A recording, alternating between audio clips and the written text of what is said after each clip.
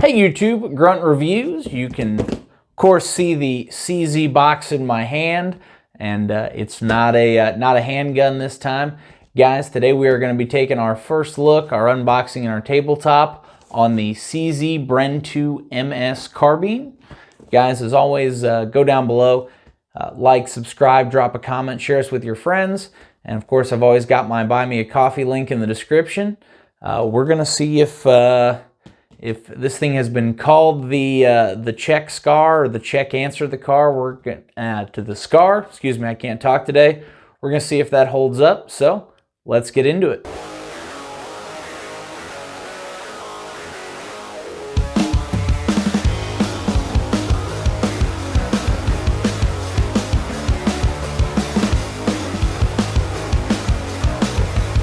All right, so without further ado, we are gonna jump right into this bad boy. So obviously, it does come with a standard cardboard box. In the top portion, you do get your owner's manual, and you get the practice target. It's all digital now, but you get the proof target, if you will, from the factory. And as we get into the actual firearm, obviously, like I said, cardboard box with just the cutout.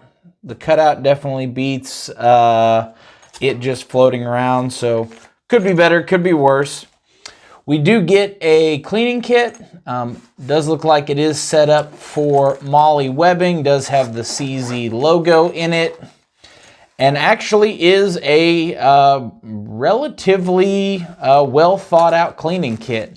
So they give you some patches. Of course, they give you a cable, a brush. What else do we have in here? Actually, kind of a neat little tool kit there. Cleaning or tools as part of the cleaning kit. Excuse me. Do get some lubricant, another, looks like a hex wrench / punch, chamber brush, regular brush. So actually, pretty solid little cleaning kit. Kind of impressed. Not a huge deal. Obviously, the firearm is the focus, but always nice to see a nice little touch like that. We do get 2 magazines. Have seen where some of these are coming with some polymer mags. This particular one came with some GI style aluminum mags, and these are by D&H Tactical. I don't know if you can see that, or that's what they are stamped as, and I don't see any other major markings there. Get those out of the way, and of course, the part that everybody is looking for, we have the rifle itself. Let me adjust the camera. We'll get up close on this bad boy and let's talk about it. And of course, the star of the show, the Bren 2 Carbine itself. So starting at the front and working our way to the back, they do include, it's a half flash hider, half compensator, half muzzle brake device. And yes, I realize 3 halves is more than 1, but we are going with that. Looks actually to be kind of an intriguing design. Think it will function pretty well, and this is threaded in the standard half by 28, so you can always change it out to another muzzle device. As we move towards the handguard, we do have our gas adjustment here, and it is just a, oops, cannot get my, helps to turn it the right direction. So 3 positions. It comes in the straight up vertical position, which is going to be the standard firing mode. The next click, you'll see a T. That is actually a lower gas setting for suppressed. T is actually the check word for suppressor. And then the 3rd setting is off, which essentially turns this into a bolt action firearm. I don't know if they're using rifle grenades or some other rifle launch device, but that's kind of the only thing that I could see that used for. From there, we move back to the handguard. Very nice M-LOK handguard with pick rail along the top. We get 5 slots on either side in the lower position, 3 slots above that, and then we get 6 1/4 slots. Yep, 6. I can count today. 6 and 1/4 slots there along the bottom. Is mirrored on both sides. And then we get to kind of these odd cutouts where it mounts. Something I will say, you will notice that for all of the sling QDs that they give you, they don't give you a forward sling QD. I know the aftermarket, I'm sure will come out with an option, but that would be a decent place to put a QD swivel. CZ, if you're listening, that would be a nice little add-on feature. Of course, with the adjustable gas system and working our way back, you'll notice this does look somewhat similar to the FN SCAR. This does use, of course, a short stroke gas piston. It is not an AR style rifle. Shouldn't be a big surprise to anyone. To me, I believe this should be a significant improvement, but it is an aluminum upper, and then it is they say it's a carbon fiber infused polymer lower, and that is used on the stock as well. Charging handle is ambidextrous, does come out of the box with weak side charging, but it is very easy to switch that over. The rest of the controls, of course, are ambi, so it does have the mag release in the standard AR location. Does have a 45-degree safety, also in that AR location. And then it does have a bolt catch actually here in the trigger well. So if we can grab this and push the bolt catch up, and then we're actually able to run that bolt catch from inside the trigger, as well as a standard AR style bolt catch on the left-hand side. Mag release is ambi as well too, and safety is ambi as well. So with the exception of ejection, all the controls on this firearm are ambidextrous. Very well thought out, very well laid out. This in trigger bolt catch kind of reminds me of something like the Magpul bad lever, but it's nice that they actually integrated into the lower into the firearm. As we get down to the grip, and hopefully that comes through, has some very, very aggressive checkering to it. Good, solid, I don't know if I'd call it checkering, stippling. There we go. That's the word I'm looking for. Has some great stippling to it. Grip is not removable, but there are a couple different back plates that, or back straps that CZ sells, and I'm sure the aftermarket will come out with something as well. So that is something you can customize to your grip. Something I will say for you guys with larger paws is you end up, the factory grip ends up being real long. That's actually past my second knuckle there to get to the trigger on just a, initial grab, if you will. So would be nice if they had included some additional back straps in the box. For a $2,200 MSRP, I'd almost have said, let's skip the cleaning kit and give me the back straps. But the grip is comfortable. I really do like the stippling on that. It should provide a good solid grip with wet hands, oily hands, or with gloves. Do have our first QD sling mount back here at the back. Of course, we have our brass ejector that also doubles as the lock, as you can see there, locks the stock to the side when the stock is folded. So nice that they put a little double use there. Of course, we do have an ambi sling mount on the rear. So you have just your standard hook style sling mount. There is one loop on either side. And then we get into our Ugg boot ACR style stock in the rear. I actually really do like the stock. I've always loved the look of the scars and the ACRs.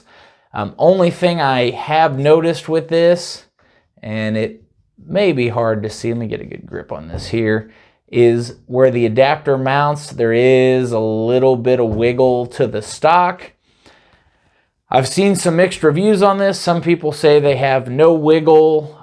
Some people say they have a lot of wiggle. I'm going to imagine some of that is the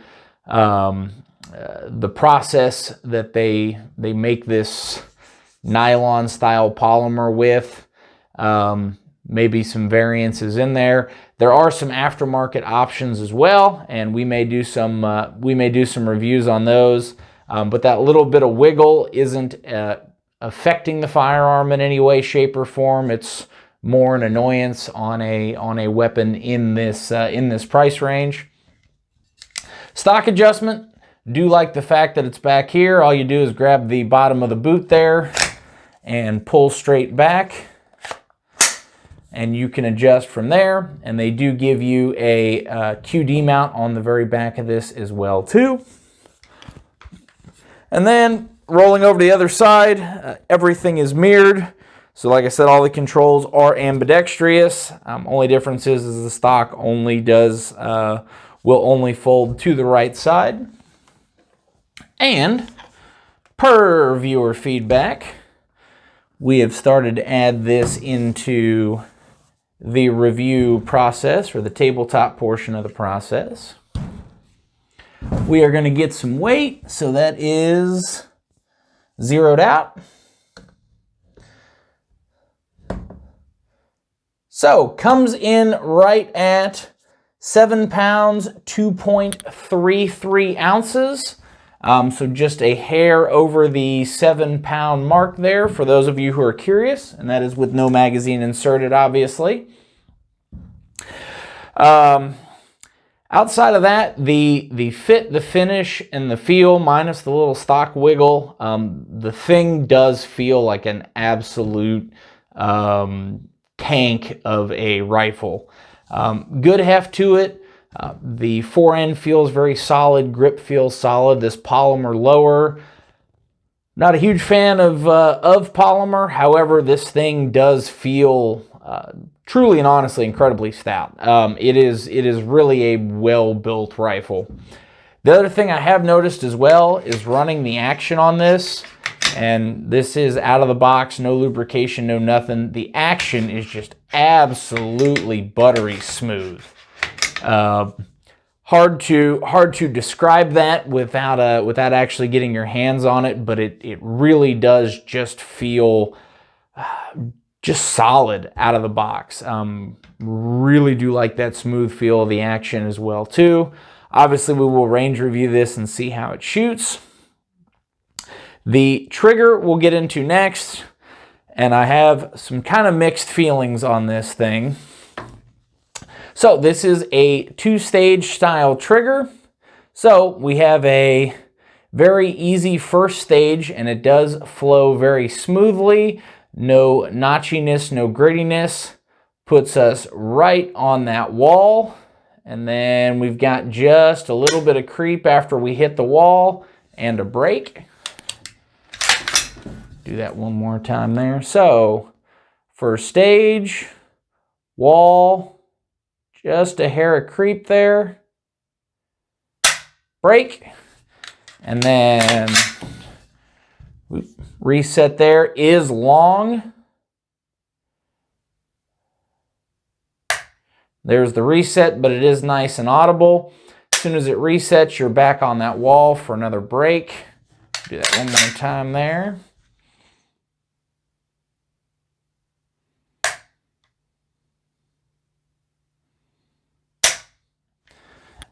So,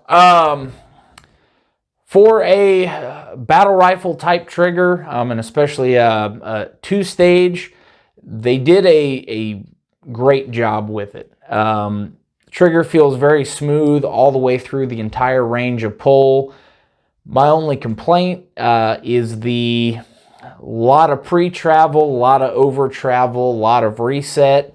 And this does not accept like a standard AR trigger. For those of you looking at those two pins, is a totally different trigger setup than an AR.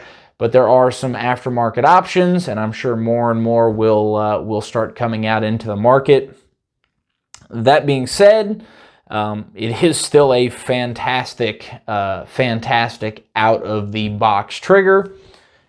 And I'm going to grab my handy dandy Lyman digital trigger gauge, and we are going to weigh this bad boy. Only thing I did forget to mention, in the bottom of the grip there, you do get just a little bit of storage. I'm going to flip this over to make this a little easier. All right, so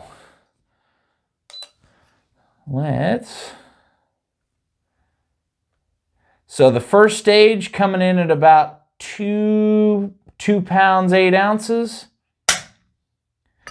and break right at 3 pounds 14.9 ounces.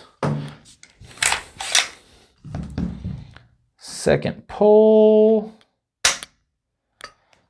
3 pounds 7.6 ounces. And third pull,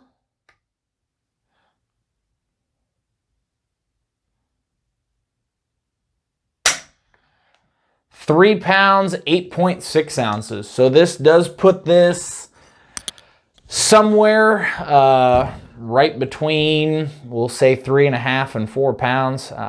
Like I said, outside of the pre and post travel, really do like the trigger. Really do like the way this thing is set up. Obviously, as we saw, it does come optics ready, which is industry code for we're not giving you optics, but in a much happier and rosier way. It's like putting sprinkles on socialism. But